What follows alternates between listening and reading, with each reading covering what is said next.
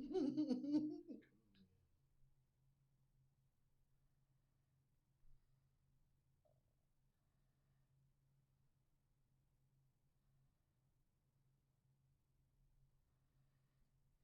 the Coach Karen page. Stay over there. We'll do it there. I'll switch it later.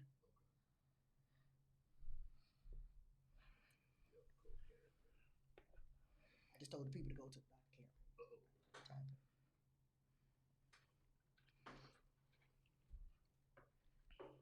All right, all right, all right. What's up, Memphis? It's Wednesday, it's noon, and I'm back on the radio. Welcome to Soar with Coach Karren. I am Coach Karren, and I'm glad you're here with me. Whether you're listening on the radio, which you will be later, if you're on social media, on the Voice of MSCS website, thank you for tuning in. Shout out to last week's guest, Terrell Munger, who did what I knew he would do. He blew my mind with his wisdom about life and about relationships. See, this is what happened. He blew my mind, helped me put the pieces back together so that he could think, so that I could think differently about stuff. And then he just blew my mind again. But if you missed that interview, it's on the Dr. Karren Todd Facebook page and on the Coach Karren page. So thank you again, Terrell Munger, for blessing the listeners and our city with your wisdom and creativity. If this is your first time tuning in, my name is Dr. Karren Todd. Some of you know me as Coach Karren, Pastor Karren, or simply Karren. And some of you don't know me at all. But as I always say, if you get close enough and listen long enough, I promise something will happen that can change your life. I'm an author, a speaker, a certified professional coach, pastoral counselor, and entrepreneur, but most importantly, I'm a mom, a grandmother, a daughter, a sister, and a friend. Join my Facebook page at Dr. Karren Todd, or go to KarrenTodd.com. 2 R's in Karren, one for real and one for relevant. But that's enough about me. Let's talk about the show. So Soar with Coach Karren is all about inspiration and motivation for your lunch hour. Soar stands for success over and above reason, because when you tap into the best version of yourself, you open the door to have success in every area of your life.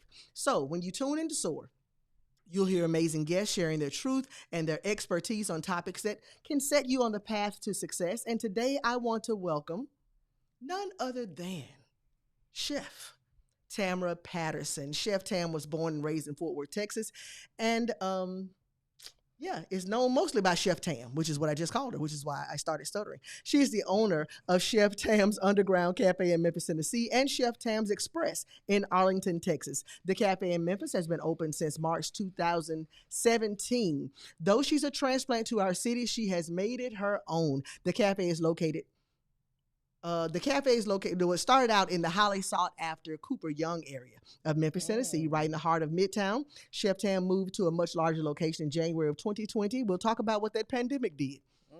January 2020 on 668 Union, with multiple floors, private dining room options. Chef Tam comes from a long line of cooks and bakers and restaurant owners. Her maternal grandfather owned a barbecue restaurant. Her father owned a home-style restaurant all of her youth. And her paternal grandmother, who she affectionately calls Nana, is that right?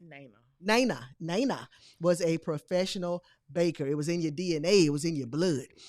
April 22nd, 2018, Chef Tam made her Food Network debut, appearing in Guy's Grocery Games, where she beat out 3 classically trained chefs with her soulful bio lovers rendition of mac and cheese filled with crab and shrimp, peach cobbler French toast, candied cayenne bake with candy cayenne. Ooh, I'm about to be hungry. And soul pizza good enough to knock your socks off.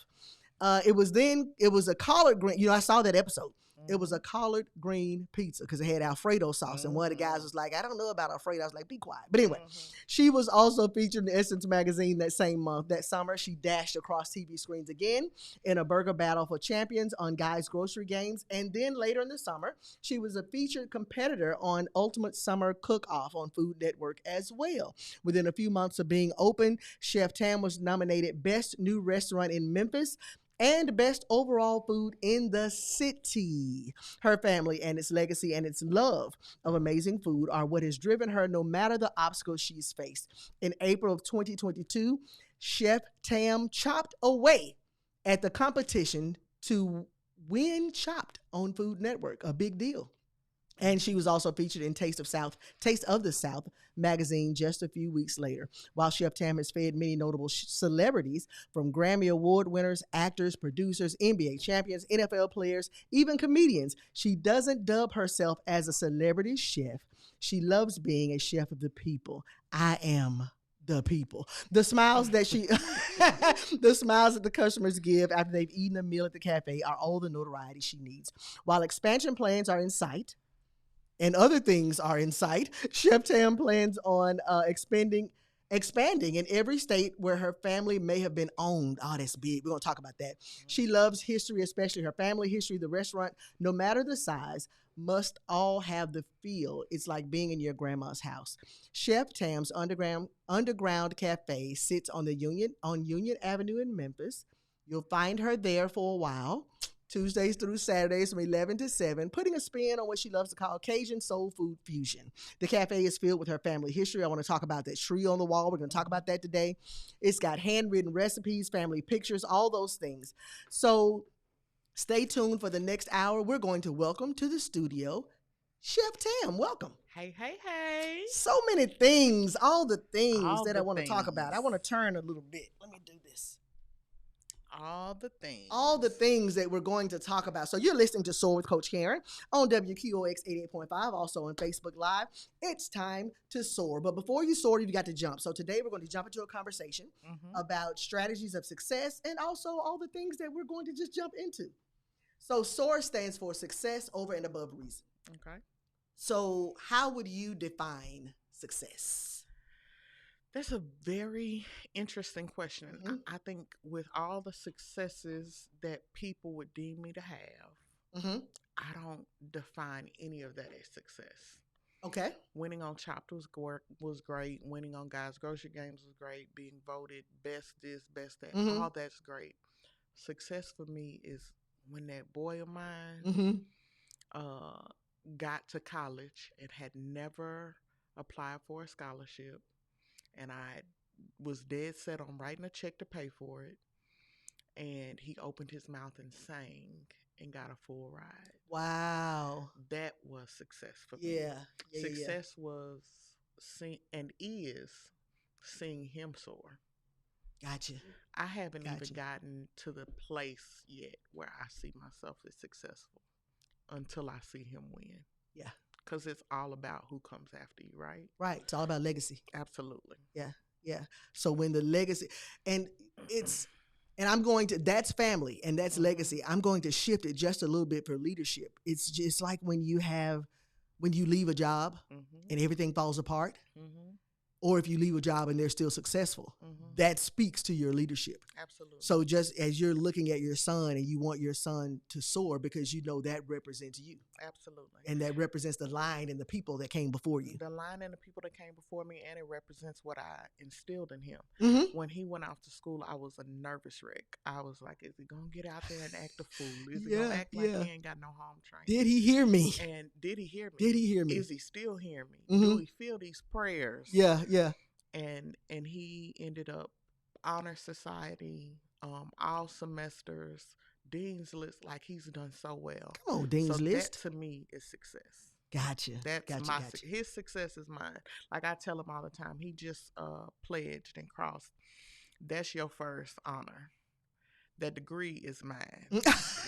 You got 2.5 more years. That degree belongs to me. So I'll be here to celebrate with you. Yeah. However, that one. Go get that. You go get another one. That's on you. Mm-hmm. But this one is for me. This one belongs to you. That's awesome. That's that one awesome. Is for me. Okay. So success for you is more around, and a lot of what you do and a lot of what you talk about is really around family. Absolutely. It's really around family. Absolutely. So it's all about legacy. It's all about what's come before me. In fact, if you don't have that, what do you have? Mm-hmm. Mm-hmm. If no one can reach back to what their grandma said or what their grandma taught them, how can they really or some reach elder? Forward? Exactly. Some elder. Because we have people, I was going to say children, everybody, because some of them are in their 40s, so they are not all children, that are not as connected to their own personal history, but it does not mean you don't have to be connected to a history. Right. You know what I mean? So even if it's not your bloodline, there is family for you. We were talking about the restaurant earlier, and we were talking about how you're mothering a lot of your employees. They're going to reach back to what you said. You know what I mean? So it's always the family is important. Connections are important. So with that line of barbecue restaurants and all the things that I read in the bio, how did your love for cooking begin? So my love for cooking began with my love for eating. Oh, it didn't work that way for me. I stayed at eating. Listen, I've been loving food since I was a little girl. Mm-hmm. My older sister and I have different fathers. And one day she got sick, and her grandmother had to pick me up Mm-hmm. because she was picking her up. And she said, I'm your grandma too, even though I'm her grandma. She's Mm-hmm. 5 years older than me. I was like kindergarten. I said to her, well, if you're going to be my grandma, you got to feed me because grandmas feed kids.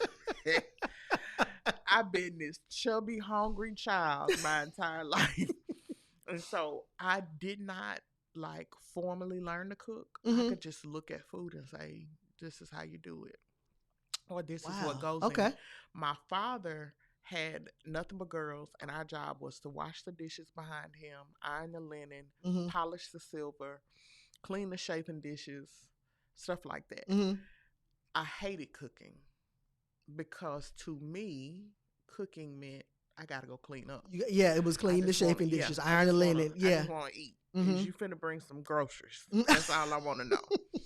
And so, it was not very difficult for me because I started to have these really weird dreams. Okay. And the dreams would be full recipes. Wow. And I would kind of ignore the dreams for a while. And then finally, I started sleeping with a journal, and I would get up and write down the recipes. Mm-hmm.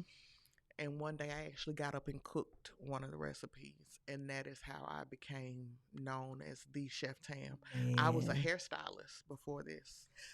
Oh, and see, so this is connecting dots for something else that I wanted to ask. Mm-hmm. So you were a hairstylist first, because I may jump all over the place because there's so many things that I want to know. So I apologize to the listeners, not necessarily to you, because it's pretty much a selfish interview. Right. But so I saw you, you were making your own shampoo and conditioner. Absolutely. And so I was like, so if she's doing that, is that kind of from the joy of the mixing and the making? No, so now that you're saying you were a hairstylist, now this makes sense. So I actually started beauty school in high school. Okay. I went to a technical high school in Fort Worth and did hair until 2010. From high school until 2010. Was very successful at it, on salons, everything. And how that came about was I locked my hair, and I could not find products that was working for me. Everything had me itching or flaking or something. And so I was like, I'm going to go in the kitchen. At the end of the day, food is medicine, and medicine is food. And your hair is just an extension of your body. So I went in the kitchen and did what I know to do. Now, here's what's hilarious. I hate science. But here you are, mixing these chemicals together. As a hairstylist, my number one thing was coloring hair. So I could color any hair, take it from here to there, but I hate science. Go in the kitchen and cook, and it's nothing but adding and measuring and developing. And so when it came down to the hair product, it was like, I'm going to go make me some shampoo, and I'm going to make me some twist cream. Wow. And so I went in there and whipped out that KitchenAid and made it, and I literally bottled it up. I didn't even realize I had made so much past the can that I have a whole case of this twist cream and shampoo, and my mom was like, it's just so nice. So everybody's walking around using it, and my husband's putting it on his beard, and I'm like, I mean, it ain't. God it came out of necessity. Yes, and that there's a statement that necessity is the mother of invention. Yeah, absolutely. And that's actually what I posted when I made the stuff. Okay. When I made the shampoo, necessity is the mother of invention. But here's what's very interesting. I was really questioning God for real when I left hair to food. It just did not make sense to me. So what was the move? I mean, what happened that? So I managed a Korean hair company, and to my knowledge, I am the first and only Black woman to ever manage a whole Korean hair company. 65 Korean employees, wrote all their patents, stood on stages in London, Germany, Puerto Rico, Mexico, teaching people how to do hair extensions. And for 2 years, I had a headache. No exaggeration. Because I'd heard you should leave. But I was really afraid because I was a single mom. And I'm like, child, this is affording us a life. Right, right, right. And we were living well. I built a house from the ground up. My son was in private school. Mm-hmm. I ain't no way. Mm-hmm. Because how? I'm Right. going to pay for this. Right, right. And so I would not leave. And I literally would have a headache every day that I went to that office. I was taking so much Excedrin migraine, it was ridiculous. There is somebody listening right now, or that will watch or hear this on the rewind, that is sitting where they are with a headache, with fear tapping on their shoulder, right? But with vision in front of them, right? But with a headache. Let me tell you something. You have got to obey even when you're scared. You've got to obey even when you're unsure. You've got to obey even when you can't see the whole way. Because it manifests physically. That's why you had the headache. As soon, I no lie to you, I wrote that resignation letter, handed it in. As soon as I handed it in, the headache went away. And I promise you, for the next 5 years, I did not have one headache. Not one. And when I would get them, it would be like sinus related. Oh, yeah. So I got sinus especially pressure. once you got here to Memphis. Like, Jesus Christ, what is in these trees? Especially when you got here. So you were in the Korean hair industry, and then the move came to food, to restaurant. So now we met actually on Facebook, but which is how you meet a lot of people in this day and age. But I came to the restaurant that you were at that was before Chef Tam Underground. And because I saw deep fried ribs. So you must have come to Memphis Lighthouse I downtown. did. Look at that. I did. And I didn't know if we could say the name. I didn't know who. Okay. All right. So at the Lighthouse, because I was living downtown. That is how I actually got the name Underground Cafe, because he had asked me to come up with a name. The kitchen for that restaurant is underground. So I told him it should be called the Underground Cafe. And he was like, nobody knows the kitchen's underground. That's not going to work. So it wouldn't make sense. It's not going to work. And I was like, okay. And I had all these logos made because I was so excited for the opportunity. Because that was the path. Yeah. So excited for the opportunity. And then it was open 2 or 3 months and closed. I was there probably 2 or 3 times in the 2 or 3 months. Yeah. Because at that point I was still eating meat. I was still a meat eater. But I couldn't unsee the deep fried ribs. I couldn't unsee them. So I went and I had them. It was absolutely amazing. So that was the first time that I had cooking from Chef Tam. Right. So that was 2016. So when did you come to Memphis? I moved to Memphis January 1st, 2015. 2015. And that was another, because you used to show you cooking or doing food when you would go back to Texas, or people were commenting on your, and I was like, okay, wait a minute. They act like this is the bomb. Yeah. Whenever she opens, I'm about to be off up in there. Let me say this. I literally just said this to somebody or posted this yesterday. And I know this isn't necessarily Christian radio, but I am a believer, and I don't hide that. God will literally whisper you into the places you should go. And so the same way I heard to leave the hair industry, I heard to leave Texas and come to Memphis. But God is funny, right? So when he let me come to Memphis, I brought my son here for a field trip. Let's go to Lorraine. Let's go see the city. He showed me a parkway over by Rhodes. And I was really happy because it was beautiful and historic. He didn't show me the south one. And I didn't see none of the rest of the city. And our hotel was in Germantown. So it was this is a great city. We should move here. I think I'm hearing God say move. I believe I'm hearing with the green pastures. Yeah. And I got here and was like, what is this? Let me clutch my pearls. To Memphis 10. Yeah. And so the same voice that told me to leave hair is the same voice that told me to move to Memphis. Come to Memphis. So I moved here January 1st, 2015. Worked at, what you don't know is that restaurant was attached to a charter school. Okay. Until the charter school closed. When the charter school closed, the restaurant tried to thrive for about 3 months. Then it closed. Okay. there was a lady named um, Christina McCarter Mm-hmm. that had come to the Memphis Lighthouse and tasted my tacos and my mac and cheese. And she said, hey, there's a restaurant in Cooper Young you should go look at. Okay. Okay. And so I go, I don't know what I went for because I ain't had no money. But I went over there because she told me to go. And I went and I pulled up and I was like, I don't know what I'm over here for because this is a mess. This little bitty old house, I don't like old. I don't like raggedy. I don't understand. Mm-hmm. I left. I left and went home and I called a friend of mine and said, hey, can I borrow $1,100? Now, this is a friend I know had the money. Mm-hmm. I need $1,100 for my rent and I won't ask you for anything else. She said, I'll call you back. She didn't call back until the next day. Mm-hmm. When she called back the next day, she called and said, I cannot give you $1,100 for rent. And I was Okay. like, oh, okay. Right. Right. All All right. right. She said, I can't give you Because that was the 1,100. answer, Yeah. right? Yeah. She said, I can't give you $1,100 for rent because God told me to give you $5,000 for a restaurant. And I was like, what?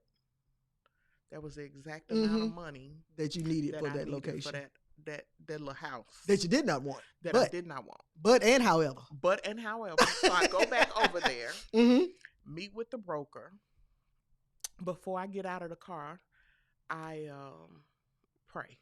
Mm-hmm. I drop my head. I'm parked in front of the house and I say, God, I know that only the wicked ask for a sign. I'm not trying to be wicked, but I need a sign because this don't make sense. This raggedy little house don't make sense. When I said amen and opened my eyes, the side street, the street sign is Bruce Avenue. Mm-hmm. Right beside. Okay. My daddy's name. Sign. The sign was a literal sign. I gave the man the $5,000 and was like, I got a restaurant.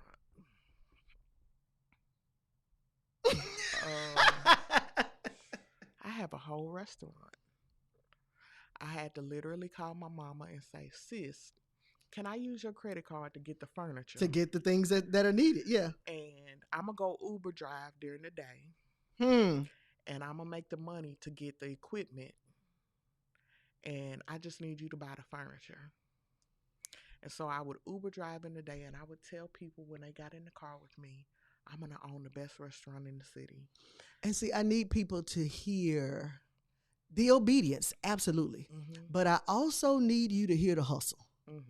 Because sometimes we want the things to just fall in our lap. No. You know what I mean? It's okay, the $5,000 just failed, and so now I have a restaurant, but there's still work. There's still things to do. Just for the building. Right. There's still work. The building had cracks the size of quarters in the wall. Wow. So I had to have the building, the walls redone, the floors redone. And you still got to live. You still got to eat. Your son still has to eat. So there's a dream, and yes, there's vision, and then there's still work. There's still work that needs to be done. So I just need the hearers to hear that. The dream is free. The work is sold separately.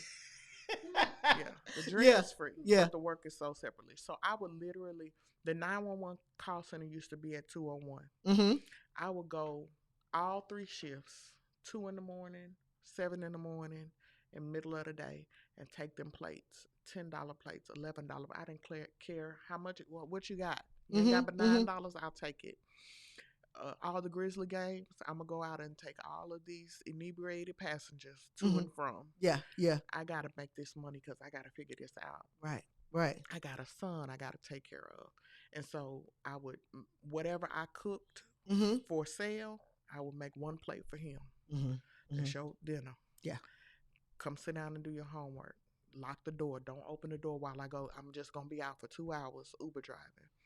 And I did that every day. I got that building in December. By March, I opened. Didn't know who would come. I was coming. Wasn't sure. Wasn't sure what was up. We forgot straws. He had to run through the fence to the Dollar Tree to get the straws. To grab some straws. Because I forgot straws. None of the plates matched because we went and got them at a little secondhand place. None of the our cups matched because Coke gave them to us for free. But that was all that matched. But it's the story is so inspiring because there are people, number one, that need to hear about it. They need to hear that the work needs to happen, but they also need to hear that it does not have to be perfect. Right. Sometimes you need to just do it and allow. Yeah, I mean, I know you got your $100,000 idea, but right now you need to start. You just got to start. You got to start. And it doesn't have to be perfect, and everything doesn't have to match. But God blesses kinetic energy. Yeah. So if you're sitting there and you're writing it down 50 times and you're not got to get moving, emotion. No. Get up and move. Got to get emotion. Get up and move. My husband tells me quite often I'm the only person he knows that moves as quickly as I do. I will say to him at 2 a.m, we're having brunch tomorrow. And he'll say, okay. And by morning, we got people outside lined up. Because at 3 a.m, I posted the menu. Right. And the people are like, oh, that's what I'm doing today. I don't know how. I don't know any other way. Yeah. And that, I want to go back. You mentioned your husband. I want to go back to family. You've got a large tree on the wall of the restaurant, literally a family tree. Yeah. So tell me about your research that went into that, why knowing your personal history is so important to you and why it should be important to others. So let me tell you about that tree. Okay. My name is Tamara Tamira. 70s parents. I don't know what they was doing with their life. I don't know why my mama named me the same name twice and put a Y in the second one. I don't know. Okay, so wait a minute. You had lost me and I'm back. Your first name is Tamara. Your middle name is Tamira. Yeah. Okay. 70s parents. I don't know what my mom and daddy was doing, but they did it. Tamara actually means palm tree in Hebrew. And so when you look at that family tree in the restaurant, people ask all the time, why is the root system so big? Normally when you see a family tree, the tree is big. Because you do I was looking at that, you do the branches, but you did the roots. Yeah, because I am nothing without those that I stand on the shoulders of. That's good. They are just as important. While I am important, a tree is nothing without its root system. Right. And so Tamara, the palm tree, is nothing without my great-grandmother who raised all her children, my grandmother who raised 12 children with one husband. I researched that family tree as far back as it could go. I saw some 1860, Yeah, I traced my family all the way back to our first freed individuals. And that was important to me because you cannot know where you're going if you don't know where you came from. Yeah. And my father, I feel like if my daddy would have had a boy, he would have probably been a Black Panther or something. Because my daddy was like, you got to know this. If you know this, nobody can take it away from you. And he really instilled that in me. And we have to. And not that people don't do it now, but there are more that don't do it now. Absolutely. I remember when I got, I think it was my first degree, when I got my bachelor's, my dad's mom, Helen Todd, I remember she was sitting in her rocking chair and she was like, I'm going to tell you something. What you just did, can't nobody take from you. And we're not necessarily thinking about that, but they can't take knowledge from you. Absolutely. So we have to instill that in our children. You got to instill it in them, and us as people of color, our children need to know, do you understand what your people endured? And now you get somewhere and say you can't. Like I literally just had a bout with my son the other day because he was not doing well in science. And I said, I don't care what you feel about it. Your ancestors rode in a slave ship. You can. You can. I don't care. Yeah, you can. Made it over here. Cry. Yeah. But you can. Be mad about it, but you can. But you can. And that grade better not drop. And that GPA better stay where it's at. But mama, I'm trying my best. You ain't trying your whatever best. you need to do. Whatever you got to do.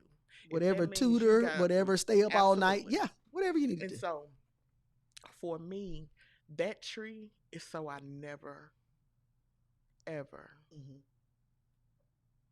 forget to remember. Yeah. And the thing is, he's not going to forget to remember. Even the instances of where you were just saying, you can. You can. Yeah. He's going to be able to take that and apply that in other areas of his life. It may not be, this, and I don't talk about this as much. Mm-hmm. When I walked away from the hair industry, I ended up homeschooling him for 3 years. So Mm-hmm. he was at home with me every day. And we hit a period where it was real low. Mm-hmm. When I say low, I'm talking low. It wasn't nothing in there but flour, butter, and milk. Mm-hmm. Low. Yeah. And I was like, we're doing a home ec lesson. And he thought it was the funniest thing ever. Because we're in the kitchen baking biscuits, but he don't know it ain't no food in there. Yeah. And so I literally just had a conversation with him the other day and told him, you have absolutely no right to ever fail. Hmm. Because when you were in the 3rd grade, you thought we were making biscuits because it was fun. Mm-hmm. We were making biscuits because there were no food. Yeah. So I have a 19-year-old that makes biscuits like an old woman. A 19-year-old boy that can make yams like somebody's grandma. Yeah. Because you got to be able to feed yourself. I've always said I'm not raising my son. I'm raising somebody's husband. That's the same thing I said. Yeah. And so yeah. he'll be my son when he's 80. Mm-hmm. But he's got to be somebody's husband. He's got to be somebody's and to be able daddy. to care for his family and to care for the rest of the legacy. Because Absolutely. yeah, because there are And he other the people only that come. one. So you gotta stretch out. Stretch out wide and long. Right. So I know you and your husband share a love for cooking because I've seen him cooking. So what is it like when the two of you are in the kitchen together? It is a perfect dance. Until it gets on my nerves. Well, it's a real perfect dance when it's like, taste this, no add this, no taste this, no add this. My husband is you would think my husband is from the Caribbean because he moves real slow. He's real mellow and laid back. I am not that way. I am like, come on, let's go, let's move, let's get this together. And so we make perfect recipes when we are at our best. And when we're at our worst, I cook it by myself, dog. Yeah. I got it. Don't worry about it. But yeah. Okay. So I'm trying to see if I want to take a break now, but I love the conversation. So let's do this. We're going to take a quick break. Okay. Just a very quick break. We're going to catch our breath. And yeah, so you all stay tuned. We're going to have some inspiration, some more motivation. We've got a lot of conversation with Chef Tam. So keep it locked here on the station, you and your only station you and your family can agree on, 88.5, the voice of MSCS.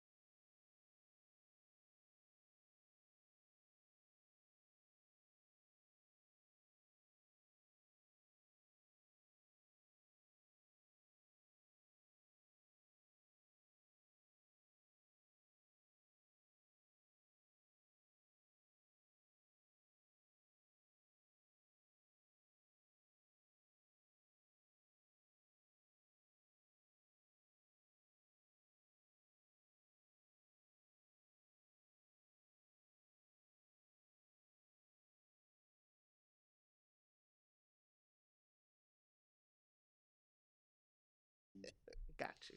You are still listening to 88.5. You are watching on Facebook Live. We're just here. Welcome back to Soar with Coach Karren. We've been talking around the topic today of success. We've talked about faith. We've talked about creativity. We've talked about legacy. And I've got Chef Tam sitting in with me. So before I jump back in, I want to say this. If you ever want to submit a question or suggest a topic or be a guest on SOAR, you can reach out to me on the Facebook page of Dr. Karren Todd or KarrenTodd.com. Now, back to the show. So I want you to tell me about, because we've talked, like I said, we've talked about cooking. We've talked about family.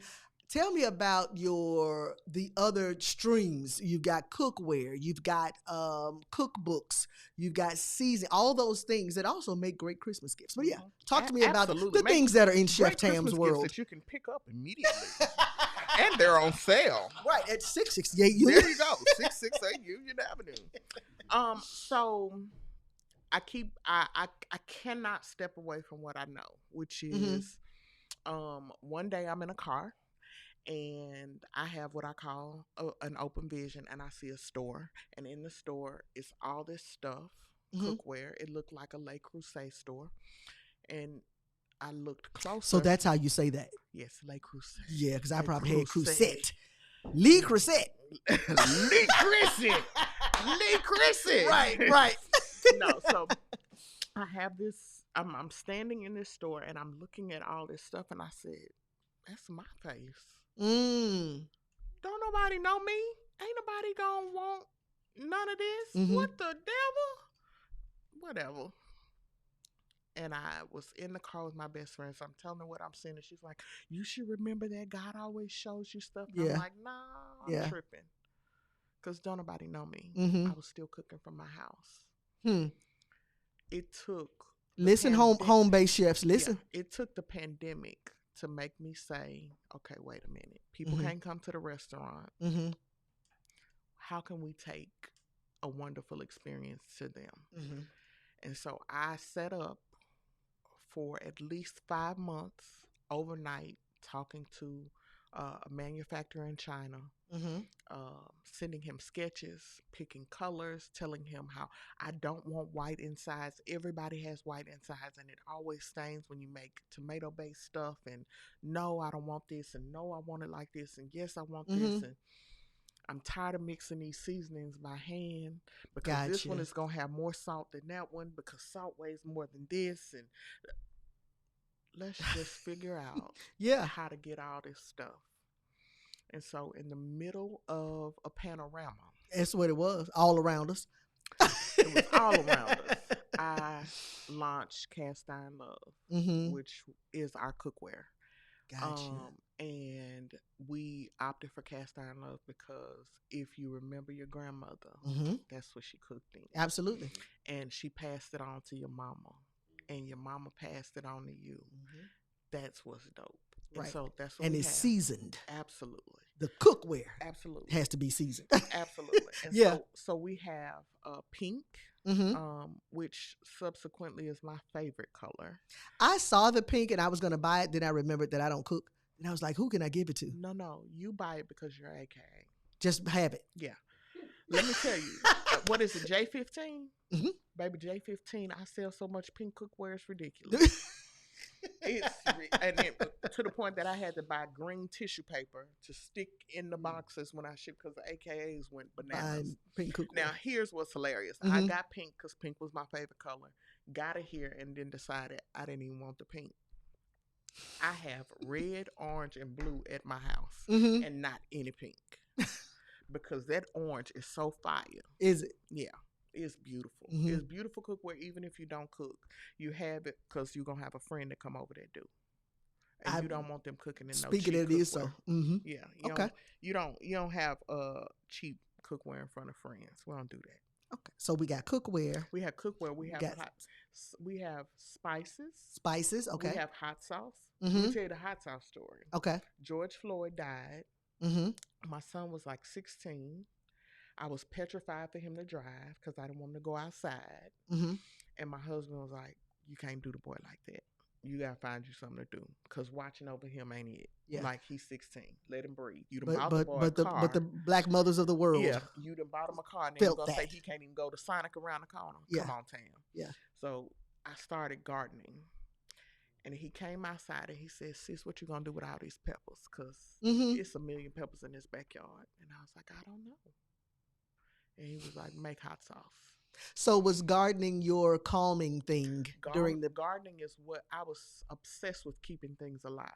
Okay. I would kill the caterpillars outside, and leave them so their friends would see them. Don't come over here messing with my peppers, because you gonna end up like Henry. Yeah. And so I was obsessed with keeping that garden perfect. I wouldn't let any weeds come in. I wouldn't let the hornworms, just tomato hornworms. I would literally cut their head off and leave them. So you see. So you were obsessed with keeping your stuff alive, not necessarily the creatures of the world. My stuff. Anything that belonged to me. I wanted to stay alive. And so we ended up making hot sauce. And I thought, it'll be over, as soon as everything.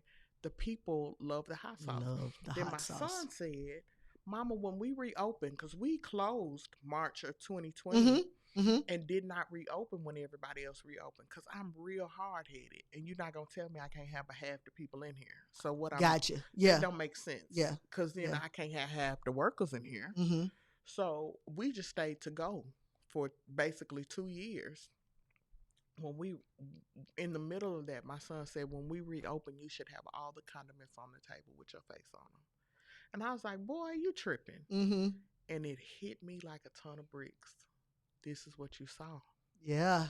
And the creativity flowed right on through you to your son. Tartar sauce, ketchup, hot sauce. We sell so much hot sauce, it's ridiculous. So everything in the restaurant that is used and that's on the table is Chef Tam. Except for syrup. And it won't be long before the syrup. Won't be long. Yeah, it won't be long. I saw a cutting board that said you can't trust a skinny chef. We got cutting boards. That was hilarious to me. Yeah, we got cutting boards. We have cutting boards. We have utensils. We have cookware. We have 89. We have our own lemonade and teas. That's Bruce Juice, named after my dad. Yeah. Your creativity is amazing. I'm going to say that, but the fact that you are now walking in all the lanes, but it's not all over the place.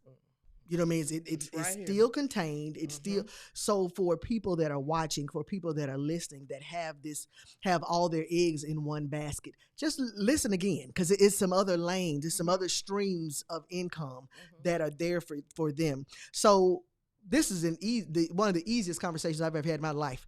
But so the thing that I want to know now, this is my final question for you. Okay. What is on the horizon for Chef Tam? Oh, honey. That's when you know it's about to be, oh, honey. So effective December 31st, Chef Tam, the person, will not be affiliated with Chef Tam, the restaurant, in the sense of I won't be there for the day-to-day operations. It still bears my name. Okay. The recipes are getting drilled every day into the heads and hearts of the cooks, but neither Chef Tam's Express or Chef Tam's Underground Cafe will see me, because Chef Tam is now partnering with Remington College to teach some of their culinary programs, to teach community outreach cooking classes. Okay. To write books. You all are hearing this live and first. First and live. First and live. First and live. Live and first. So I just expanding the brand of Chef Tam. Yes. And let me tell you something about people, because I know people. We get a piece of success. And we hold on to it until we choke the life out of it. But to hear you say, this is what I'm doing, and now I have done it so well that I can let this run without me. Absolutely. And then I can go here and I can do this. I'm going to tell you, one of the most intriguing or interesting groups of people to watch in business are people that are legacy minded. You see, it might say such and such and sons, Gotcha. such and such Yeah. and sons. Mm-hmm. Those people are people to watch because they are thinking beyond themselves. They are working toward a future. Their children's children. When I opened Chef Tam's, I didn't plan for it to be successful. I just planned for us not to be homeless and hungry. Mm-hmm. When I ran into success, I looked at my son and said, "This is yours. Gotcha. You never have to come in here and cook, but it belongs to you." Mm-hmm. And so, and now you get to create again. Now I get to go create again. Yeah. And wonderful. now it's about going out and helping. It's 1 million home-based chefs in Memphis. Mm-hmm. How can I help y'all go open a restaurant? And they saw a lot of success during the pandemic, but there's more. There's more. But there's more. They saw a lot of success, but did they really see it to the level that they should ascertain or that they could have ascertained or obtained? There's more. Absolutely not. Mm-hmm. And so how can I help you walk through that door? It doesn't make any sense for me to climb to the top of a mountain if I'm up there by myself. Lift as you climb. Lift as you climb.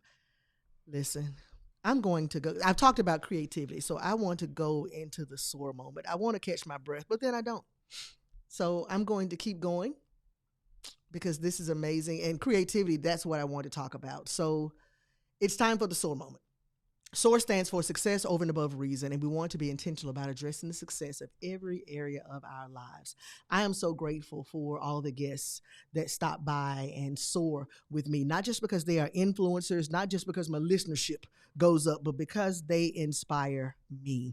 For some reason, people think that you can only be inspired by people that are doing exactly what you do. I challenge you to be inspired by people who will simply do. So part of this SOAR moment is about creativity, and the other part is a reminder to execute, a reminder to do. You know, there's a word that says, "Behold, I do a new thing. Do you not perceive it?" Now, you can find that in the Bible, but I wonder what would happen if we would use it as an affirmation for ourselves. Today, I will do a new thing. In my business, I will do a new thing. In my relationships, I will do a new thing. I think this would create a space in our minds for a constant flow of creativity. Stop living your life out of habit. Hear me. Stop living your life out of habit, waiting on something better to happen for you. You can create better. You can create the new thing. Just because it hasn't been done doesn't mean that it cannot be.